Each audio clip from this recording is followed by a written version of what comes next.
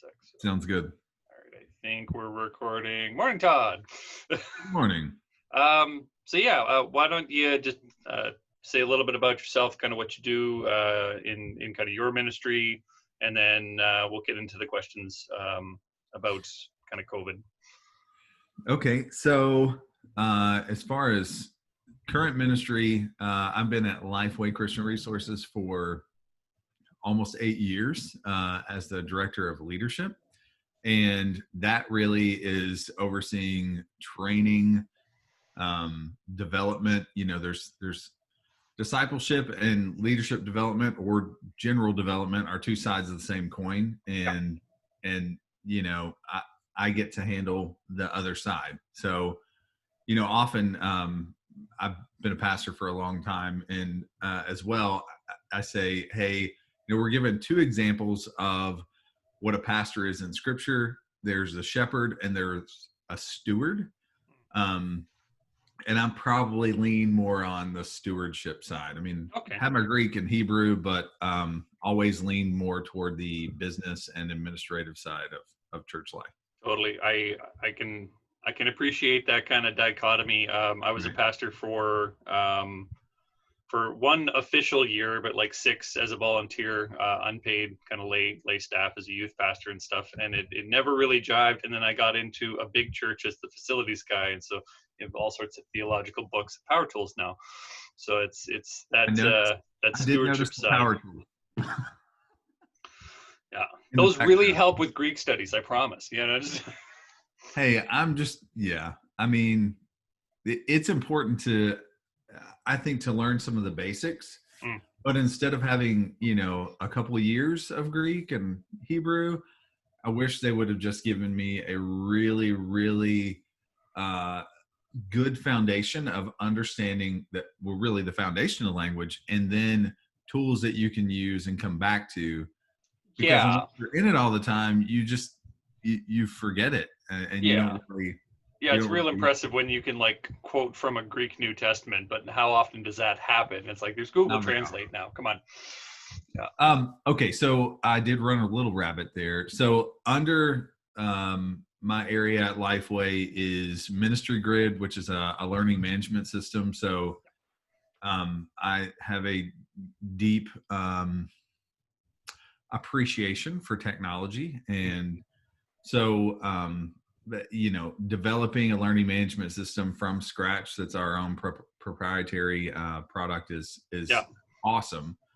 And then at the same time doing all the research that goes into, well, what does what training, what competencies does an usher need, and then on the other side, what competencies do all volunteers need, no matter where they serve in the church. So all of that, as well as church planting, those resources are under me as well. So lots of different things, but really, really enjoy what I do. Talk to pastors every single day, and that's awesome.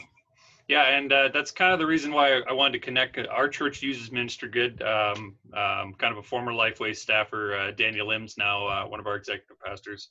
So it's been a blessing, kind of him introducing us to that. And then when COVID hit, your specific kind of COVID-19 training for a church, that was so encouraging to see come out so quickly. Normally churches are years behind the trend, and inside of a couple months of lockdowns, to have that, it's like, okay, this is at least a plan to go with, or some resources to go with. That was really encouraging. Do you mind speaking to how that came? Did that just kind of organically happen because there was a need, or? Yeah. So, my job is to create resources for the church and church leaders. And so, especially timely resources. So that particular guide, it's less of a training and more of a guide. I look at it because, I always have whiteboards wherever I go. I did notice every time I've seen you anywhere, you have 8 whiteboards, and they're 10 feet high. It's just how... I have to. That's how I think. That's awesome. I think with a whiteboard. So, anything that I do, what I want to do is not be another expert that's telling you how to do it. and say, hey, here's the cookie cutter for your church, or Mm. go print this off your copier. It is, I want to help you find clarity first and foremost on where you are, and then give you a process, a tool, an exercise, something to move you forward. So the particular course I think that you're talking about, it really is designed specifically for a person to go through with a team.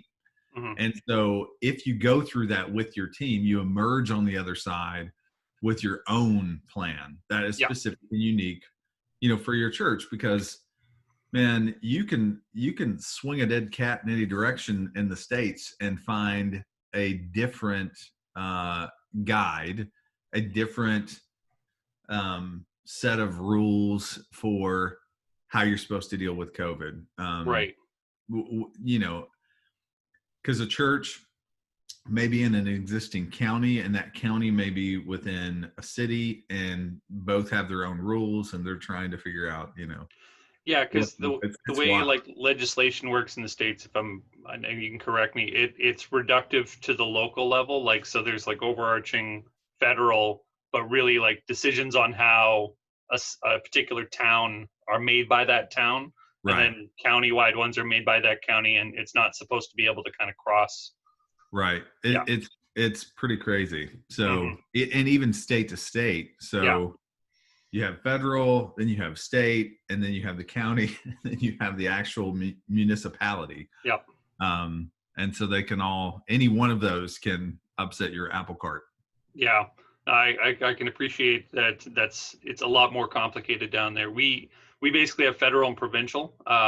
Cities can make their own bylaws, but they don't have standing, as I understand it, if they try to override a federal kind of mandate at the time. So the city of Edmonton couldn't just say, we're done with COVID, we're not doing anything. The provincial government level would kind of still preside. Same thing with the federal. The federal can only kind of empower the provinces to start enacting like states of emergency, that kind of stuff. But yeah, they can't. No town could just say, we're not doing it. Just. So I want to respect kind of your position where getting into the more theological weeds, like I've done with some of the other pastors, might not be something that we could really kind of suss out. But from a planning aspect,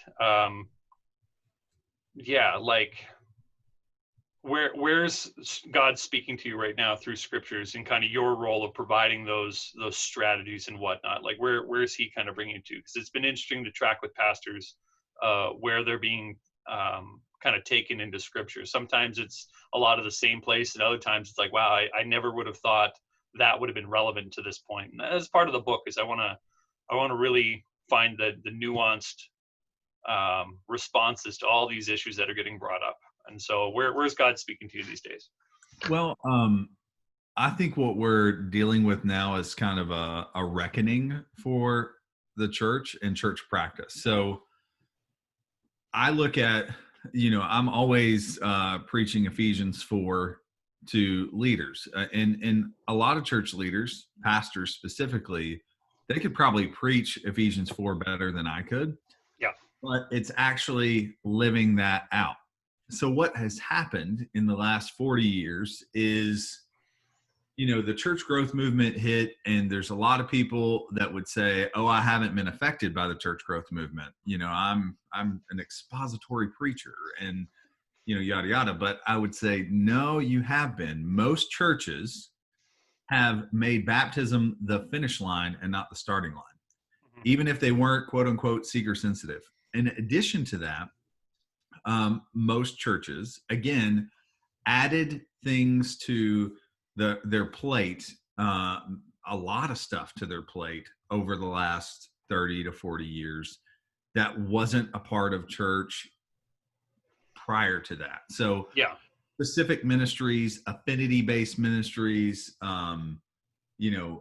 life stage ministries, and these are all good things. Yes, parents do need special ministries, or people struggling with their finances or whatever. What happened? But what we did was we made church a menu instead of a map. And so I come from a Baptist tradition, Southern Baptist tradition, and we're known to be, people of the book and people of missions. I mean, every church is autonomous, which means you have a I've been in wild. a similar organization. It's a gong show whenever you go to like a conference with everyone in the same room. Because you have everyone, you have, everybody from Matt Chandler to Stephen Furtick to Rick Warren are all Baptists. They're all Southern Baptists. Yeah. And they're very different. But one thing that does bring everybody together, and that is the cooperative program. So, we all throw our money in one big pot and do missions and plant churches. And it's pretty effective. But that's what kind of brought us all together. Well, the other thing that is underlying in Baptistness is scope and sequence. And what I mean by that is specific milestones along a person's journey were a big part of who we were for a long, long time. Certification, ongoing education. There used to be this thing called Baptist Training Union on Sunday nights in churches. And man, that happened for years and years and years. So in my opinion, at least my denomination is living on somewhat of a cut flower culture because it is no longer connected to the deep roots of what made it. I promise I'm I know. where what I was talking about. It is what we did when we made baptism the finish line instead of the starting line and offered people all this array of stuff. We did make it a menu of a church. And what we have is people may have, come to know Christ 20 years ago in our church, but they are still on milk and they are not contributing to the body. They did not move from Ephesians 2:8-9. It's by grace you've been saved to Ephesians 2:10. You're his workmanship and he has specific things for you to do. And pastors, going back to Ephesians 4, have bought their staff instead of built their staff. They've bought their leaders. They've hired people instead of really bringing up the body to do what the body should do for the local church. We've gotten lazy. Yeah. We were too successful. We had too much money, and we had too much desire to do all these things. And the only way to get them done was to hire more staff or to lower the bar for volunteers and lower the bar for leaders in our churches. And what we have is warm bodies instead of weekly volunteers in most of our ministries because we're spread too thin. Yeah. So if anything, during COVID, what has excited me is you can't do a lot of that stuff. Now is the time to cut all of that out and focus on what is the most important thing. Focus on the original purpose that we were called to make disciples who make disciples who make disciples who make disciples. And that's really what it's about. And that's what I'm most excited about because two things are happening right now. Some churches, their giving is going down, so they can't afford to staff the way they have. And if they're going to continue to do ministries, they have to either cut some of those ministries or raise up leaders within the church. That's a big, big part of this. The other thing is when you look at where we're going from just a straight research perspective, you would find that millennials and younger, they give just as much money percentage-wise to Christian causes. They don't give as much money to the church. People my age and older tend to still, like 10% goes to the church because I'm a good Southern Baptist. And man, if I didn't give 10%, I don't know what. It would show on your face. It would be a continence, I'm scared of what would happen. That's how much this has been preached into me. Now, I know that that's not necessarily the case, but regardless. So their slice of the pie and how much they give to the church is different. So COVID or not, looking forward and into the future, I think we're going to have to scale back some of the things that we did that were, I don't know, they may have been, let's give them the benefit of the doubt that it started in alignment with that mission, with the purpose of the church to make disciples, but it experienced some mission drift along the way. Yeah. So we're going to have to kill that stuff, and we're going to have to raise up the body. That's what I'm most excited about, is because during this time you're seeing that happen. New leaders, new volunteers are coming up because they have to. Have you any like kind of either training or kind of experience with kind of home churches? One of the things that I've seen some pastors do is kind of like, we can't meet in person because we're too big. Let's break out into home churches and take their mid-sized groups or their small groups. Like, okay, you're a church now. We'll pipe preaching to you, but like act as if you're the church, and then just kind of divulge. I was listening to what is it? Barnabas Piper's podcast with those other guys. I can't remember the name. The Happy Rant. That's what it was. And he talked about a church that somehow, like, it was a bigger church, and they started something like 94 house churches because they realized we can't meet. It's unsafe. There's no way we can do it. So let's get as many people, doing these as possible. And I wondered if exactly what you said, we weren't focusing on the kind of meat issues. Like, do you have men who are qualified to step up into a pastoral role, or are they just, pew warmers, that kind of thing? Well, and what we've done too is, we've raised the bar, not raised the bar. It's really, it's a strange dichotomy, because what you have is, there are people that feel like they have to go into the ministry they have to be called, and they have to go into ministry full time in order to really live out their calling. Yeah. The reality is, there's a call on the life of every Christian. Pastors do not have the market cornered on calling. Yeah. We've forgotten the priesthood of the believer. When you go back to the Reformation, priesthood of the believer, yes, it was about communication, not having to pray through a priest and not have a direct line. Yes, all that. But it's also about calling.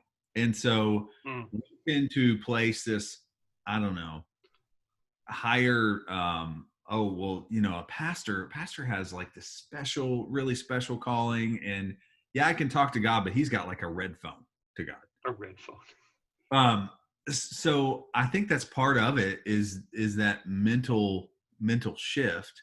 But the reality of what, COVID is bringing about, I know 2 churches on different coasts of the States who are doing that very thing. One of them is in California, and they can't gather in groups of over 100.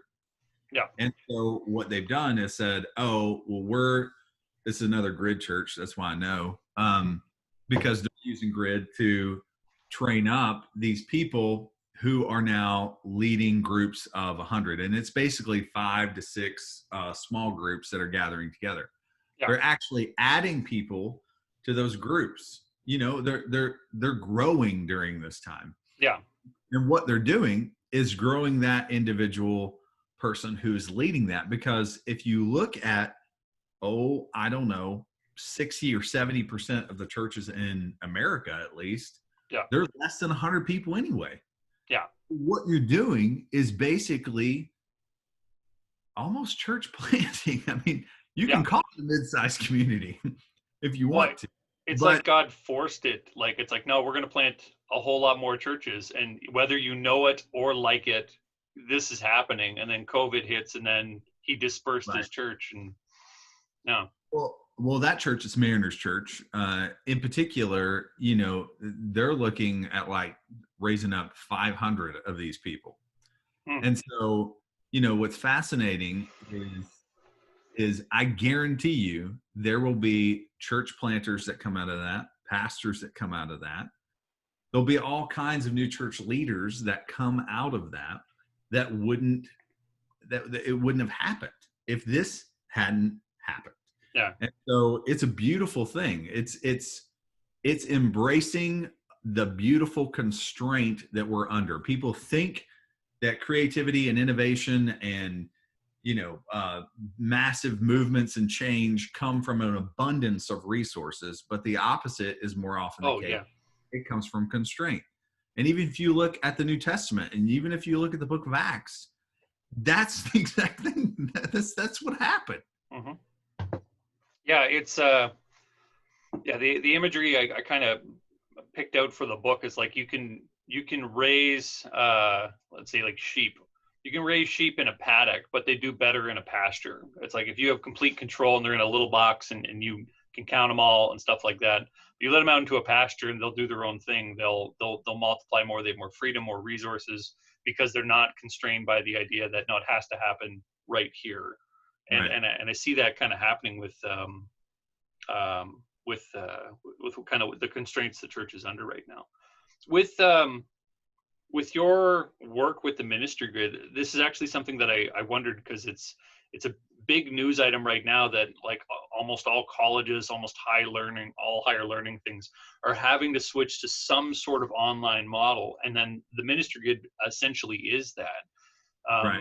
Do you think that this could be kind of the final push that we see to kind of get people to start taking like training and theological like learning from this like 4 to 6 years that we have to spend at seminary to anyone can do it, and it should be a pursuit that anyone who has that calling should do, now that we have, stuff like Ministry Good or, online resources that can be made available?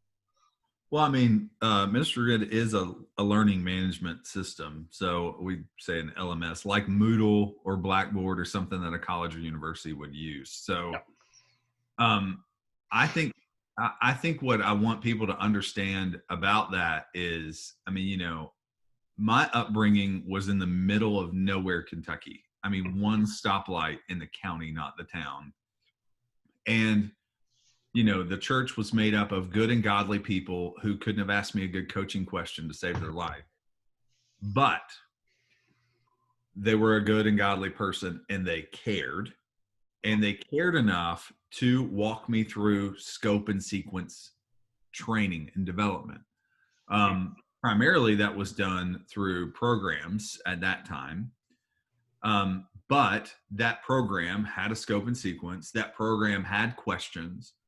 Those questions are still the same framework we use today, both in curriculum and in training, in Ministry Grid. So, yes. Oh man, this is fun. So, yes, that person may not be able to answer the question, or may not be able to guide you as well as this professor over here. However, if they're walking you through a framework of questions that start with general application, this is really opinion or observation based questions, and then it moves into personal, and then it moves into general observation, and then how does this affect me personally, to how do I apply this to my life, to how am I going to implement this. You walk through this arc of questioning that leads to discovery, that leads to hopefully transformation. That's the design of that framework. So if you're ever wondering, okay, in this Bible study, why does the questions go in this manner? That's it, because they want to move you from, general observation, what are the general implications of personal implication, to application, to implementation. Yep. And hopefully a feedback loop. And that's where it's really important to have ongoing connection to somebody. So it may not sound like what I was talking about just then was technology, but it is, because every single session that you do on Grid is going to have that guide. Now, if you walk through that on your own, it's good, but it's really intended for you to walk through with another person. The other thing that is super important about all of this is to help people understand that you are both to be a learner and a teacher, no matter where you are in the church. Right. If you're an usher, you're to be, continuing to learn, but you're also continuing to teach. The fruit of a volunteer is another volunteer. Yeah. The fruit of a leader is another leader. It's not the staff job to recruit and develop volunteers. It's a volunteer's job to recruit and develop volunteers. Nobody knows that ministry better than the volunteer that actually does it every week. Yeah. It's great that you're the children's director, but to be honest, you don't know as much as you think you know about what happens in that classroom every week. And if you have an excellent volunteer or an excellent leader or an excellent coach as you move up, what you really want that person to do is replicate themselves. But they won't do it unless you give them that responsibility. They won't do it if they see you out recruiting and developing people. And you're not going to be able to do it. You can only do that with like maybe 6 or 7 people. The only way to scale this is to democratize development, democratize leadership. Yeah. And like, given the kind of constraints where everyone's been kind of split apart, now's the time. It's like, now we're all equally distant, or socially distant. But like, yeah, we're primed for that, because, if you're stuck with just your small group, that's almost like a perfect time for, like, if someone has a pastoral leaning, to start leading in that role, to learn as he can, but also to lead and to show that this is something that someone could do. So what happens in the traditional model with small groups is they say, oh, well, the small group leader, he's got all these people around him in his group, and he is to choose an apprentice. And he places the onus of apprenticeship on this person. Congratulations, you're now my apprentice. So here's your ephod. Yeah. What you should do is to say, oh, I'm going to give several people in this group a small job. So in a small group, I have an opportunity to say, oh, you're going to take and send out the prayer requests. You're going to help us with socials once a month. You're going to help us serve once a month. And oh, you're going to host us. And what then you do is you say, oh, well, now from a development standpoint, I don't just have an apprentice. I have 4 people that I can, take a look at and see if they're going to be faithful or not. And what I can do is not say, do you want to be my apprentice? It would be, hey, why don't you stay a little bit later this week? Afterward, I want to talk to you about something. Can you help me just observe a little bit more, think a little bit more about, what happens in the group. Yeah. And then you say, okay, I want you to stay again next week. And I know you read the study every week. I know you do, but please go ahead and read it a little bit more in depth and come with a question or two that you think would be good. And then, and you could do this with any ministry in the church, whether it's setting up chairs or being a campus pastor.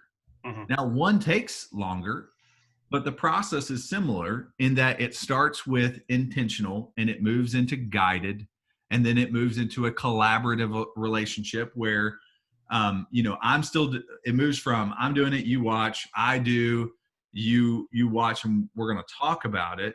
I do and you help. And then I want you to do it. That's where it's guided. Now you're the leader, and I'm just going to sit back here. Don't worry. I'll make sure you don't say anything heretical or somebody asks a really hard question. Yep. And finally, you move into that final phase where it's equipped. And it honestly works with any role in the church. But what you can do in that small group setting is, rather than, again, putting that onus of apprentice on somebody, you can do that, and you can see it happen again and again and again, even within the same group. Cool. So just from like back onto the kind of like COVID questions, like one of the things that immediately kind of got propped up that's we're kind of touching on, but not really saying, is that like the church is not a building, it's a people. Right. And one of the implications is that, it's kind of like an identity that we take upon ourselves. The theological ramification of it, though, is that it's a gathered people, that there's something about like a gathered group of Christians, that's the church, and that when they leave that gathering, they might belong to the church, but separately they're not the church. As we kind of look at the possibilities of this kind of small group modeling, where it could massively multiply quickly, how do we avoid that, or how would you relate to that kind of distinction? Well, I mean, what's going to be really interesting is to see what happens after COVID, how people participate in church. Because when I was talking about, church practice shifting earlier, when I was talking about, hey, we went through the church growth movement. Now, prior to that, at least in the States, you would say, hey, an engaged church member is coming to church 2 or 3 times a week: Sunday morning, Sunday night, Wednesday night. Today, prior to COVID, you would say a active church member comes 2 or 3 times a month. Yeah. What is that going to be like after COVID? We don't know yet. And so a big part of this is, I think, where people find that community and that relationship, and how strongly they're tied to their church. Yeah. What's going to be really fascinating is, what is fascinating now is for preachers are getting a wake-up call in understanding that no preaching or program is as sticky as your people. The best thing that you can do is help people to find a true biblical community. Now, another thing that is, so groups are vitally important, and those mid-sized communities are important, but we don't know what that's going to look like. I mean, we don't know if we'll ever physically gather the way that we once did. Yeah. Prior to COVID. I mean, we just don't know. And that's not to say, a year from now there won't be freedom to do that. We just don't know what people will do with it. We don't know how accustomed they've come to, watching church in their living room on their big screen, and going and meeting with their group. Because that's just it. Is that there's almost a hassle, especially the bigger your church gets. It's like there's a hassle to going to church, as exciting and energizing and kind of joyous as it can be. It's still a tremendous amount of work to go to church, when it's like, if the teaching's going to come from a screen, and you can hunker down with a small group in your house over food, and really kind of wrestle that and multiply that way. It's like, and you don't have a burden on kids ministry. There's not massive amounts of power and electricity to power these buildings. Like the mega church model, it's almost like it's at risk right now for all the best reasons, because you could basically just have a small studio producing the content, and then the church just spreading out through a community like wildfire, which is so encouraging. Yeah, my word of advice is, and caution is to churches: if you do not have clarity, you're toast. What you need more than anything right now is clarity in your vision. It better be clear and compelling. Yep. Because the end of the year is coming. Yep. And 30% of a church's budget on average comes at the end of the year. Now more than ever, they're not as physically connected to you. Yep. So whoever has the clearest and most compelling vision when it comes to the end of the year is probably who's going to get the check more than anything else. Yeah. Now, that's straight finances. Yeah, Sorry, there's that is practicality. the executive pastor in me that will not go away. That was always a concern for me. I'm always looking at that. Now, on the other side of that, the vision piece is still vitally important, because if you don't have a strong vision and you're not clear it's okay to be uncertain right now. You're definitely uncertain. We all are, but you can't be unclear, because if you are, people are going to drift toward somebody who does have a clear and compelling vision. Yeah. They can just as easily turn on another church down the road or another church in Australia for that. Oh yeah, that was something I tweeted and did a bit of an article on. It's like, we've taught everyone how to church shop and made it a button, on Facebook. This is not the time to give your congregation any kind of inkling that they are not vital to the organization, because you won't have an organization. They will be able to figure out where they're going to get fed better in one weekend on Facebook, and then leave, and you will never see them because they're not in a pew right now. They can leave, enter into a new church's ministry, like their preaching ministry, with no hassle. They don't have to learn where Kidsman is. They don't have to do any of that. They have to turn on a different channel on a TV. And if they were meant to leave, if God was having them leave, it's the easiest decision they've ever had to make. So we're in this time where I think you hit the nail on the head. If we're not 100% clear on what we're going for, then yeah, this could be the season where what was a successful ministry, just kind of because they were big enough to sustain that kind of drudge, just collapses, because it's dead. Most of it's dead wood, and one little spark took it out. So what LifeWay leadership, what I'm probably known more for than anything else is leadership pipeline stuff. Yeah. And within that, there's 7 S's. And I would say those are vitally important right now to bring clarity to this. And it's not just about people development.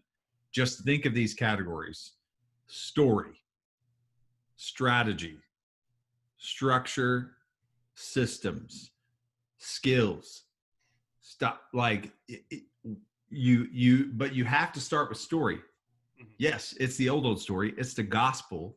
Mm-hmm. But from your church's perspective, what is your contextualized part of that in your community? Because your church, the local church, is God's plan A for reaching your local community. Mm-hmm. You have to have a clear and compelling story about that. Then you have to have a strategy. And those things have to be aligned, because here's what could happen. You could have a great story, or you may not have a great story, but you have great small groups. Mm-hmm. People will come to that small group and watch somebody else on Sunday morning. They're going to watch, they're going to participate in another church service. But if they found that biblical community with your community, you're gonna lose, unless you have a clear and compelling story and a strategy, and those things are aligned. Are you talking about like someone, just throwing names out here? So let's say someone watches like Elevate Church, but then like attends the ministries of a local church and kind of divulges like the preaching from the actual local church. I'm saying that churches, if they don't have a clear and compelling story, even if they have small groups, even if they've been effective at getting people into groups, and those groups are meeting every week, but they're not attending your church on Sunday morning physically, or now virtually. Yeah. It's a big, if you don't have alignment between what those people are doing in group and your preaching, and where your church is going and where they fit in, then that just becomes where they're that's just where they find their community. And that's so strong a motivator. Like, how do you fight against that? They're just gonna their drift. Yeah. You think you're Israel, and you are, but you're in the book of Judges. Yeah. That's a great one. Everybody does what's right in their own mind. When Moses was here, we were all one accord. Walking in the desert. Yeah, we were going that way. Everyone knew what they were doing.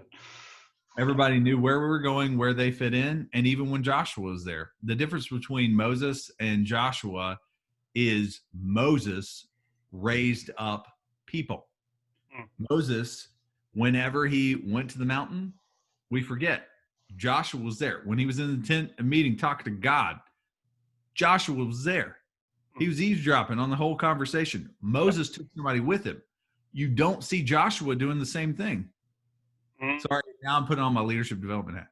That's amazing insight, because that's going to be a big thing here. Is like the churches that did not do that, they could have the best camera, do the best online service, and without the leaders to kind of take that while we're dispersed like this, it's just going to throttle you. No, that's amazing. Yes, programs, production, those things, those are awesome, and we need to have excellence in those. Yeah. However, people are the carriers of vision, not paper, not programs, not production, not even preaching. No. People. And so it's gotta, if you have not democratized your people to what democracy would be, everybody, participates in the democratization of development and discipleship is vitally important to the church. Always has been, and now it is more than ever. Cool. I want to respect your time. We've been here for like 45 minutes. Are you still good to kind of hang out for a bit, or what are your? I got like a couple, maybe 2 or 3 more minutes. I've gone on several diatribes, so yeah, no worries. No, that's fine. This has been incredibly helpful. I won't get you with any real big theological questions, but just to kind of wrap things up here, for your church and your ministry, like at LifeWay and stuff like that, what's your biggest need right now? It's something I've been doing with all the pastors I've been interviewing with the ministry leaders. It's just like, how can I pray for you? Let's have that bit of unity between churches, even though we're Nashville to Edmonton here. What's your biggest need right now that we can be praying for? I just think it's again clarity. Clarity on what's next, because a lot of what we do, we have a responsibility really to help equip pastors and church leaders who are then equipping the people at their church. So I can't follow the puck. Yeah, I got to be ahead of the puck. Yeah, I got to be where it's going. And so so far we've been able to do that in COVID, because we did a COVID guide, and then we did a big the reason why I probably was almost preaching a beautiful constraint that we're in right now is helping people process with the keepers of the status quo at their church all the change that they're going through. That was a second course we did. Rapid recruiting and developing is another one that we did, that honestly that's over a month old, and it may be too early. And now there's agile leadership. I just did an ebook on agile leadership. But it's what's next. And agile leadership is really about leading change. It's just the heart of that. Yeah. But it really is clarity in what's next. Like, what do we need to be working on now that churches are going to need in October or the end of the year? Yeah. And I know that's very different than any other response you've gotten. Yeah. No, it's there's been a wide need. Like everyone seems to be taking this in a different direction, from small churches to big churches. Right. So yeah, it's honestly, prayer needs to blanket everything, and so that's one of the reasons why I bring it up. And there's also physical needs. Like I've talked with a bunch of small pastors that have needed stuff, and being from a larger church, I have access to stuff that I can kind of like coordinate now that I know, and like being able to kind of build that unity when we need it the most is kind of important. Well, final question just to kind of end us off here. What are you reading? This has been one of the funner parts for me because I'm kind of a book nerd, but what, any good books, leadership, that kind of stuff? Well, okay. So more recently, there is a book called Beautiful Constraint that I think is a great read. Everybody knows Cotter, Leading Change, but Daniel Cohen wrote The Heart of Change, which anytime a great business book comes out and a ton of people really get into it, wait about 5 to 10 years after that, and there's usually a kind of a guide that goes with it, and it's all the learnings that happen from that. And so The Heart of Change, excellent read. I keep going through that, even though I've already filmed a course and everything else. So Heart of Change, big. This is going to sound really weird, but Contagious. I went back and read Contagious again. So that's John Berger. It's a marketing book. Yeah. That's pretty much what's been on. I don't know. Docket. I'm looking. I've got several that are right here, but they're not. Yeah. They're oldies that I'm looking at again. So, it's like Building Leaders, Aubrey Malphurs and Mancini. So it's going back and looking at anything on my shelf and just thumbing through it and saying, okay, is there anything here that I missed before or something like that? No, totally. Well, I appreciate your time. I won't keep you too long. Thank you for kind of sharing kind of these insights about like group growth and stuff during this challenging time, and yeah, being so open. I know it kind of came out of left field here, so I appreciate it. Awesome. Well, you have a good day. You too, Mike. Take care.